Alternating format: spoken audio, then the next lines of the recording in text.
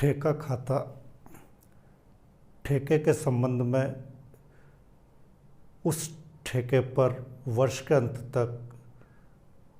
जो लाभ हुआ है या उस ठेके से संबंधित जो लेखे रखे जाएंगे वो रखे जाएंगे ठेके खाते के रूप में। उस ठेके पर जो भी वर्ष के दौरान व्यय हुए हैं उन सबसे ठेका खाते को डेबिट किया जाएगा, यानी ठेका खाते के डेबिट पक्ष पर लिखेंगे। और उस ठेके पर वर्ष के अंत में बची हुई सामग्री, प्लांट और संपन्न हुए कार्य का मूल्यांकन करने के बाद उसकी राशि ठेका खाते के क्रेडिट पक्ष पर रखी जाएगी। क्रेडिट पक्ष का योग यदि डेबिट पक्ष के योग से अधिक है तो अंतर की राशि उस ठेके का वर्ष का कुल लाभ कहलाएगा,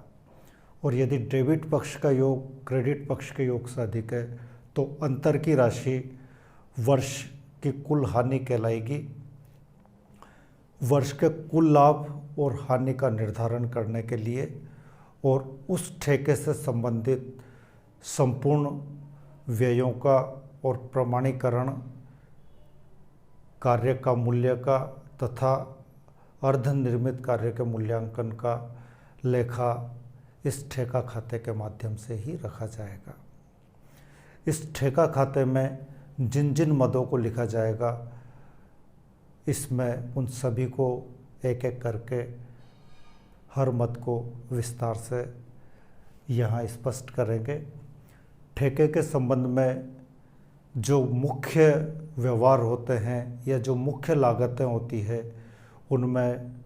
उस ठेके पर लगने वाली सामग्री सबसे महत्वपूर्ण है। सामग्री में उस ठेके पर सामग्री चाहे बाज़ार से क्रय करके पहुंचाई हो, चाहे स्टोर से पहुंचाई हो, चाहे उस ठेकेदार के अन्य ठेकों से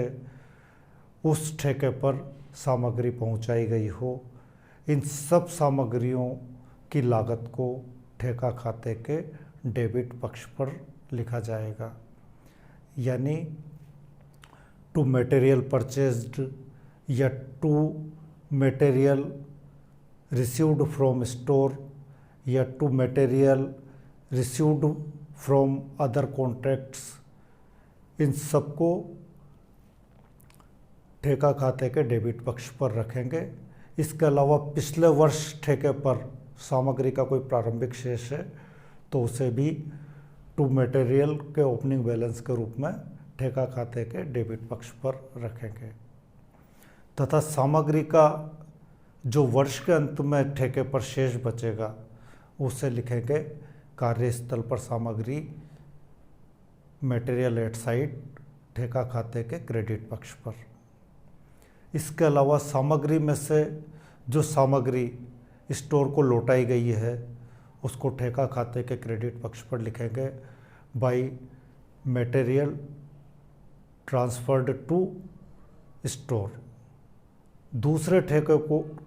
इस ठेके से सामग्री हस्तांतरित की गई हो तो इसको क्रेडिट पक्ष पर लिखेंगे ठेका खाते के by material transferred to other contracts. इसके अलावा यदि सामग्री का विक्रय भी जो कि उपयोग में न होने के कारण या अप्रयुक्त सामग्री है उसका विक्रय भी इस ठेके पर स्थानांतरित सामग्री में से किया जाता है तो उसको लिखेंगे ठेका खाते के क्रेडिट पक्ष पर बाय सेल ऑफ मटेरियल। और ऐसे विक्रय पर यदि कोई हानि हुई है या लाभ हुआ है तो उसे, यदि हानि है तो ठेका खाते के क्रेडिट पक्ष पर लिखेंगे by loss on sale of material. और यदि सामग्री के विक्रय पर कोई लाभ हुआ है तो उसे ठेका खाते के डेबिट पक्ष पर लिखेंगे to profit on sale of material. ये तो था सामग्री के संबंध में ठेका खाते में लेखा। इसके बाद जो दूसरा महत्वपूर्ण लागत का तत्व है ठेके पर वो है श्रम या प्रत्यक्ष मजदूरी या प्रत्यक्ष श्रम या उस ठेके पर लगी हुई लेबर। जो भी श्रम वर्ष के दौरान उस ठेके पर लगा है और उसको जो भुगतान किया गया है, इस श्रम लागत को या इस वेजेज को ठेका खाते के डेबिट पक्ष पर लिख दिया जाएगा, टू वेजेज या टू लेबर। और यदि वर्ष के अंत में कुछ श्रम का भुगतान या कुछ मजदूरी का भुगतान बकाया हो तो उसे भी ठेका खाते के डेबिट पक्ष पर लिखा जाएगा, या तो लेबर या वेजेज में जोड़कर दिखा देंगे या इसे अलग से भी लिखा जा सकेगा, टू आउटस्टैंडिंग वेजेज या टू आउटस्टैंडिंग लेबर। यदि पिछले वर्ष के अंत में कोई बकाया श्रम या मजदूरी है तो उसे ठेका खाते के क्रेडिट पक्ष पर प्रारंभ में ही लिख दिया जाएगा बाई आउटस्टैंडिंग वेजेज, यानी आउटस्टैंडिंग वेजेज का जो प्रारंभिक शेष है पिछले वर्ष का, उसको इस ठेका खाते के क्रेडिट पक्ष में बकाया दायित्वों के प्रारंभिक शेष के रूप में लिखा जाएगा बाई आउटस्टैंडिंग वेजेज। और इस वर्ष के अंत में जो बकाया मजदूरी है उसको या तो इस वर्ष की मजदूरी में या लेबर में जोड़कर दिखा देंगे या अलग से टू आउटस्टैंडिंग वेजेज या टू आउटस्टैंडिंग लेबर के रूप में दिखा देंगे। और पिछले वर्ष का जो आउटस्टैंडिंग वेजेज या टू आउटस्टैंडिंग लेबर है उसको ठेका खाते के क्रेडिट में लिखेंगे बाई आउटस्टैंडिंग लेबर या बाई आउटस्टैंडिंग वेजेज। सामग्री और श्रम के बाद जो अगला महत्वपूर्ण घटक ठेकों के संबंध में वो है उस ठेके पर हस्तांतरित किए गए या काम में आए हुए प्लांट और मशीनरी। प्लांट और मशीनरी चाहे नई क्रय करके उस ठेके पर भेजी गई हो, चाहे स्टोर से भेजी गई हो, चाहे अन्य ठेकों से भेजी गई हो,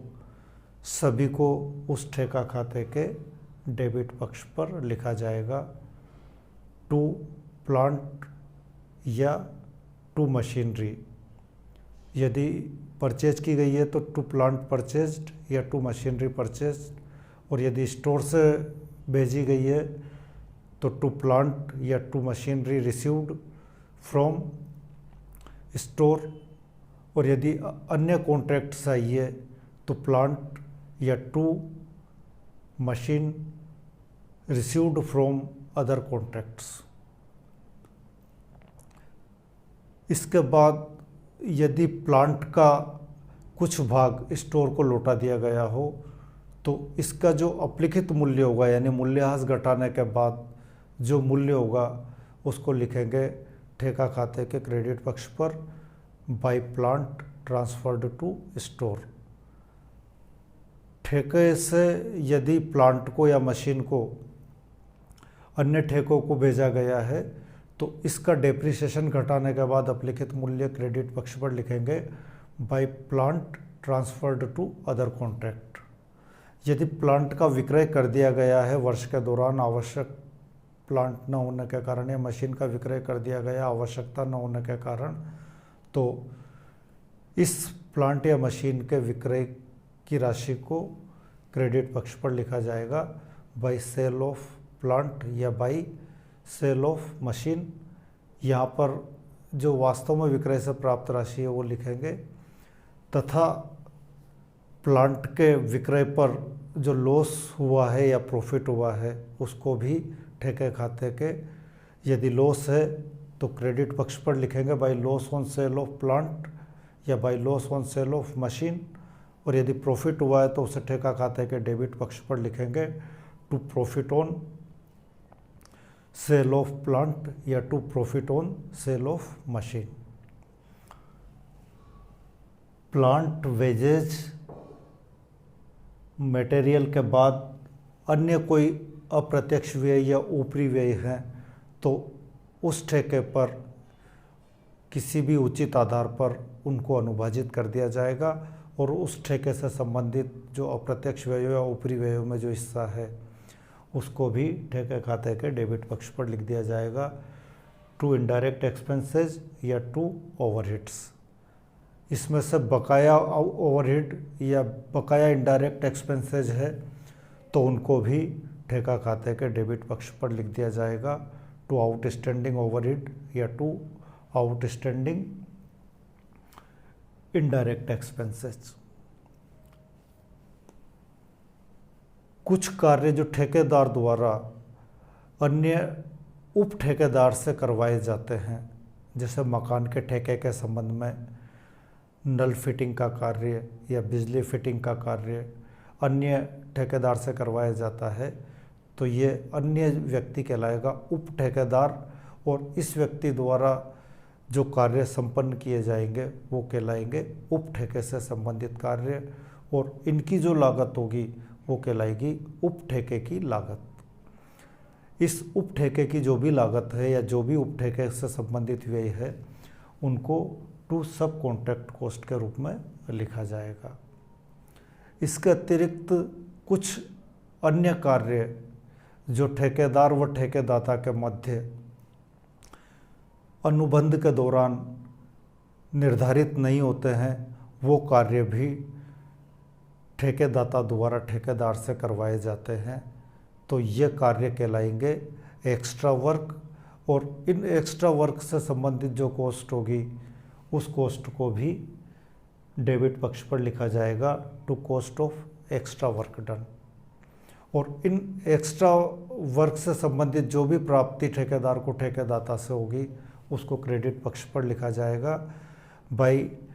amount received from extra work. यदि एक्स्ट्रा वर्क की प्राप्ति और लागत बहुत अधिक हो तो उसे ठेके में न लिखकर उसका एक अलग ही खाता बना लिया जाएगा, एक्स्ट्रा वर्क अकाउंट।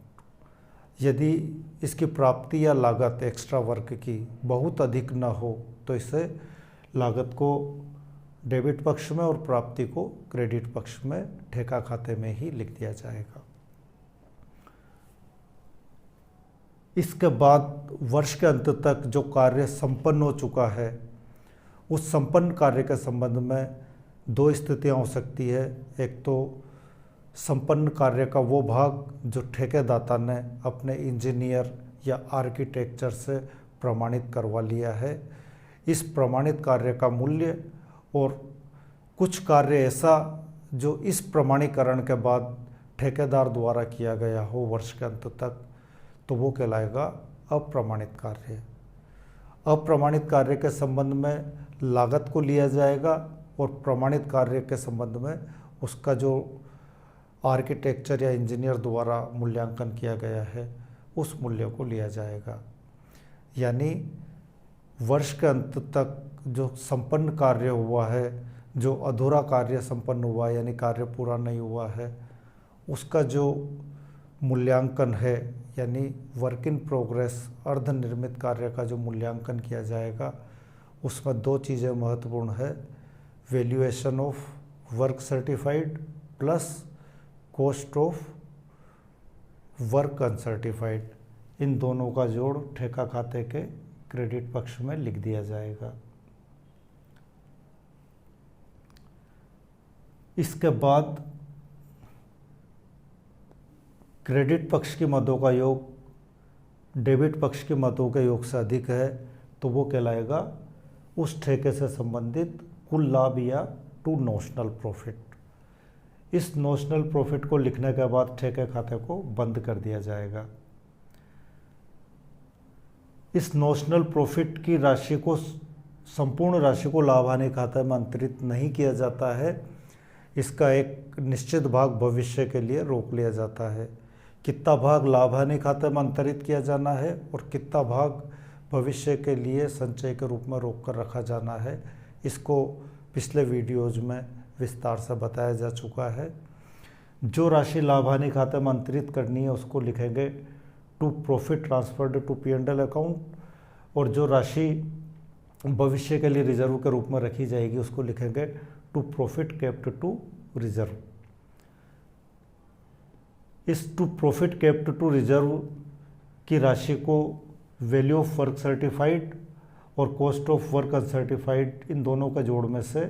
घटाने के बाद जो बचेगा वो वर्क इन प्रोग्रेस का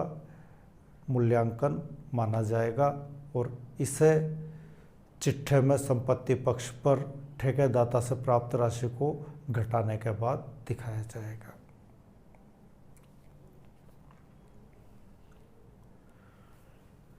ठेके खाते के